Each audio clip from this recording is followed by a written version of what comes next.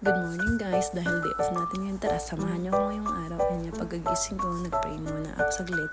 After nyan, inayos ko na yung higaan ko at magbasa muna tayo ng Bible. Mahaba-haba yung binasa ko dyan kasi nga day off natin, kaya charot. At dahil nagutom na, tara labas muna tayo saglit. Pero bago ang lahat, tara maghilamas muna tayo. Ayan, pagkatapos magpunas, tara na sa kusina. Ayan. At bago tayo magluto, ayusin muna natin yung mga gamit na nagamit kagabi. At ayan, nilagay ko lang naman siya sa tamang lagayan. Tara natin na tayo ng pagkain. Maraming pagkain sa rep, pero hindi akin yan. Ito na lang iluto natin yung karne ng baboy. Isasalo na lang natin ito sa oven.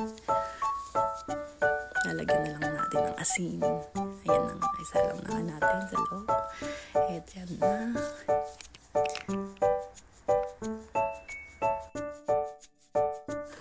After nga yan, nag-isip din akong gumawa ng banana cake. Kaya ayan, niready ko na. Yan, pinaghalo-halo ko na lahat-lahat. Mabilis lang naman gumawa nito. Kaya ito, after yan, hinalo-halo mo lang lahat.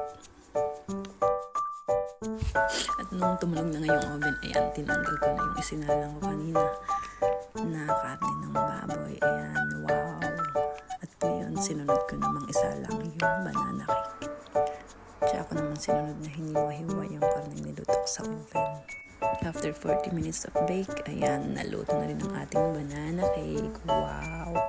At dahil luto na lahat, ayan, samahan niyo akong kumain ngayong araw na ito. Pero bago tayo kumain, syempre, tapos na tayong naligo niyan. And that's all for today. Thank you guys for watching. God bless.